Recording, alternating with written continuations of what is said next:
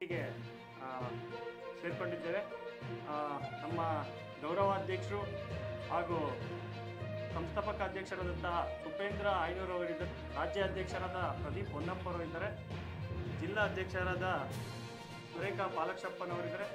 ಪ್ರಧಾನ ಕಾರ್ಯದರ್ಶಿಗಳಾದ ಪ್ರಕಾಶ್ ರವರಿದ್ದಾರೆ. ನಗರ ಅಧ್ಯಕ್ಷರಾದ ಚಂದ್ರಶೇಖರ್ ವೈ ಅವರ ಎಲ್ಲ ಮಾಧ್ಯಮ ಮಿತ್ರರಿಗೂ ಸಹ ಸ್ವಾಗತ ಕೋರ್ತಾ ನಮ್ಮ ಸಂಸ್ಥಾಪಕ ಗೌರವಾಧ್ಯಕ್ಷರು ಉಪೇಂದ್ರ ಆಯ್ನೂರವರು. ರಾಜ್ಯ ಸಂಘಟಿತ ಕಾರ್ಮಿಕ ಸಂಘ ಪ್ರಾರಂಭದಿಂದ ಇಲ್ಲಿ ತನಕನೂ ಕೂಡ ವಿವಿಧ ಅಸಂಘಟಿತ ಕಾರ್ಮಿಕರ ಪರವಾದಂಥ ವಿವಿಧ ಹೋರಾಟಗಳಲ್ಲಿಗೆ ತಮ್ಮ ಕಡೆಯಿಂದ ಎಲ್ಲ ಥರದ ಸಹಕಾರವನ್ನು ಕೊಟ್ಟು ಈ ಸಂಘಟನೆಯ ಹೋರಾಟಕ್ಕೆ ಜಯ ತಂದುಕೊಡೋದ್ರಲ್ಲಿ ನಿಮ್ಮದೆಲ್ಲ ಪ್ರಮುಖ ಪಾತ್ರ ಇರೋದ್ರಿಂದ ನಿಮಗೆ ನಾನು ಧನ್ಯವಾದವನ್ನು ಅಭಿನಂದನೆಯನ್ನು ಸಲ್ಲಿಸಕ್ಕೆ ಇಷ್ಟಪಡ್ತೇನೆ. ರಾಜ್ಯ ಅಸಂಘಟಿತ ಕಾರ್ಮಿಕರ ಸಂಘ ಅಸಂಘಟಿತ ಕಾರ್ಮಿಕರ ಪರವಾಗಿ ಪ್ರಾರಂಭದಿಂದ ಇಲ್ಲಿಯ ತನಕನೂ ಕೂಡ ಅವರ ಮೂಲಭೂತ ಸೌಕರ್ಯಗಳಿಗೋಸ್ಕರ ಸರ್ಕಾರದ ಮನವಿ ಕೊಡುವಂಥದ್ದು ಹೋರಾಟ ಮಾಡ್ತಕ್ಕಂಥ ಪ್ರಕ್ರಿಯೆಯನ್ನು ನಡೆಸ್ಕೊಂಡು ಬಂದಿದೆ. ಯಾವ ಬೆವರನ್ನು ರಕ್ತ ಮಾಡಿ ಹರಿಸಿ ತಮ್ಮ ಬದುಕನ್ನು ಕಟ್ತಾ ಇರ್ತಕ್ಕಂಥ ಯಾವ ಕಾರ್ಮಿಕ ಸಮೂಹ ಇದೆ, ಸ್ವತಂತ್ರದ ನಂತರದಲ್ಲಿ ಈ ಅಸಂಘಟಿತ ಕಾರ್ಮಿಕರಿಗೆ ಮೂಲಭೂತ ಸೌಕರ್ಯಗಳನ್ನು ಕೊಡೋದ್ರಲ್ಲಿ ಎಲ್ಲ ಸರ್ಕಾರಗಳು ಕೂಡ ವಿಫಲರಾಗಿತ್ತು. ಮೊದಲ ಬಾರಿಗೆ ಮೋಟಾರ್ ಸಾರಿಗೆಗೆ ಸಂಬಂಧಪಟ್ಟಂಥ ಕಾರ್ಮಿಕರನ್ನು ಕಟ್ಟಡ ಕಾರ್ಮಿಕರ ಮಾದರಿಯಲ್ಲಿ ಮೂಲ ಸೌಕರ್ಯಗಳು ಕೊಡಬೇಕು, ಆ ರೀತಿಯ ಸಾಮಾಜಿಕ ಭದ್ರತಾ ಮಂಡಳಿಯನ್ನು ಮಾಡಬೇಕು ಅನ್ನುವಂಥ ಆಗ್ರಹವನ್ನು ಹೋರಾಟವನ್ನು ಸಂಘಟನೆ ರಾಜ್ಯದಲ್ಲಿ ತೆಗೆದುಕೊಂಡಿತ್ತು.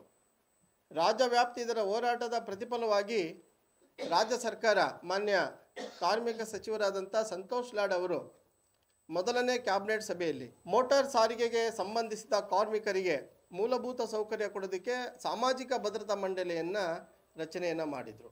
ಅದಾದ ನಂತರದಲ್ಲಿ ಸದನಕ್ಕೆ ಬಂತು, ಆನಂತರ ರಾಜಪತ್ರವಾಗಿ ಗೆಜೆಟ್ ನೋಟಿಫಿಕೇಶನ್ ಕೂಡ ಆಯಿತು.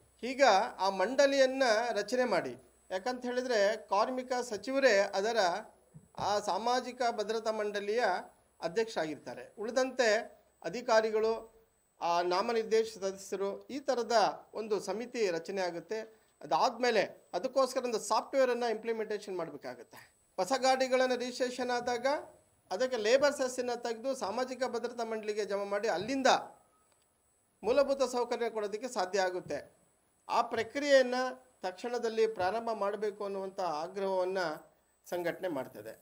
ಅದ್ರ ಜೊತೆಯಲ್ಲಿ ಮೊನ್ನೆ ತಾನೇ ನಾವು ಯಾವ ಮನೆ ಕೆಲಸದವರು, ಕಮ್ಮಾರು, ಚಮ್ಮಾರು, ಕುಂಬಾರು, ಮಡಿವಾಡರು, ಬಟ್ಟಿ ಕಾರ್ಮಿಕರು, ಚಿಂದಿ ಆಯುವರು, ದಿನಪತ್ರಿಕೆ ಆಯುವರು, ಫೋಟೋಗ್ರಾಫರ್ಗಳು, ರಸ್ತೆ ಬದಿ ವ್ಯಾಪಾರ ಮಾಡ್ತಕ್ಕಂಥವ್ರು, ಮನೆ ಕೆಲಸ ಮಾಡ್ತಕ್ಕಂಥ ಈ 23 ಪ್ರಕಲ್ಪಗಳಿಗೆ ನೀವು ಸಾಮಾಜಿಕವಾದಂಥ ಭದ್ರತೆಯನ್ನು ಕೊಡಬೇಕು ಅಂತಾದರೆ ಜೀವ ವಿಮೆಯನ್ನು ಕೊಡಬೇಕು. ಒಂದು ಮನೆಯಿಂದ ಇನ್ನೊಂದು ಮನೆ ಕೆಲಸ ಮಾಡ್ತಕ್ಕಂಥ ಈ ಕಾರ್ಮಿಕ ಸಮೂಹ ಇದೆ, ಈ ಸಮೂಹ ಅಪಘಾತ ಆದ ಅಂತ ಹೇಳಿದ್ರೆ ಆ ಕುಟುಂಬ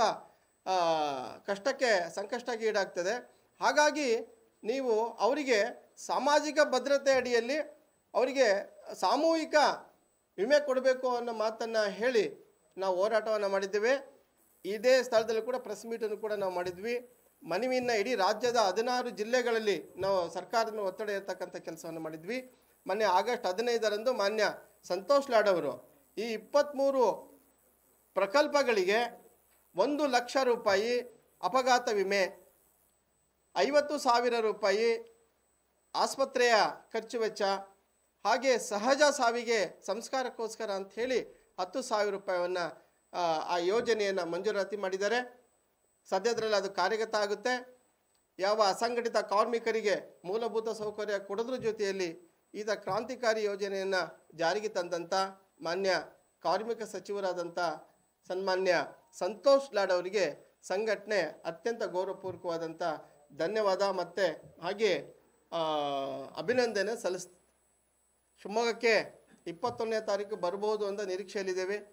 ಬಂದಾಗ ಅವರನ್ನು ಅತ್ಯಂತ ಗೌರವಯುತವಾಗಿ ನಡೆಸ್ಕೋಬೇಕು, ಅವರಿಗೆ ಗೌರವವನ್ನು ಸಮರ್ಪಣೆ ಮಾಡಬೇಕು ಅನ್ನುವಂಥ ಕಾರ್ಯಕ್ರಮ ಕೂಡ ಇಟ್ಕೊಂಡಿದ್ದೇವೆ. ಇನ್ನೂ ದಿನಾಂಕನ ನಿಶ್ಚಯ ಆಗಿಲ್ಲ, ಬೇರೆ ಬೇರೆ ಕಾರಣ ಮುಂದಕ್ಕೆ ಹೋಗೋ ಅಂಥ ಚಾನ್ಸಸ್ ಇದೆ. ಇದ್ರ ಜೊತೆಯಲ್ಲಿ ಈ ಶ್ರಮ್ ಕಾರ್ಡು ಕೂಡ ಭಾರಿ ಪರಿಣಾಮಕಾರಿಯಾಗಿ ನೋಂದಣಿ ಆಗಬೇಕಾಗಿತ್ತು. ಕಾರ್ಮಿಕ ಇಲಾಖೆಯ ವೈಫಲ್ಯವೋ ಮಾಹಿತಿಯ ಕೊರತೆಯೋ, ಹಾಗಾಗಿ ಅದು ಕೂಡ ನಿಧಾನಗತಿಯಲ್ಲಿದೆ. ಅದು ಕೂಡ ನಾವು ಆಗ್ರಹವನ್ನು ಮಾಡ್ತೇವೆ. ಈ ಶ್ರಮ್ ಕಾರ್ಡ್ ಪರಿಣಾಮಕಾರಿಯಾಗಿ ಜಿಲ್ಲೆಯಲ್ಲಿ ಕಾರ್ಯರತ ಆಗಬೇಕು ಅನ್ನುವಂಥದ್ದು. ಜೊತೆಯಲ್ಲಿ ಯಾವ ಮೋಟಾರ್ ಸಾರಿಗೆ ಸಂಬಂಧಪಟ್ಟಂಥ ಏನು ಭದ್ರತಾ ಮಂಡಳಿ ಆಗ್ತಿದೆ ಅದರಲ್ಲಿ ಲೋಡಿಂಗ್ ಆ್ಯಂಡ್ ಅನ್ಲೋಡಿಂಗ್ ಅಂತ ಉಲ್ಲೇಖ ಆಗಿದೆ, ಬಿಟ್ಟರೆ ಹಮಾಲಿಗಳು ಅನ್ನುವಂಥ ಅಂಶ ಬಿಟ್ಟೋಗ್ಬಿಟ್ಟಿದೆ.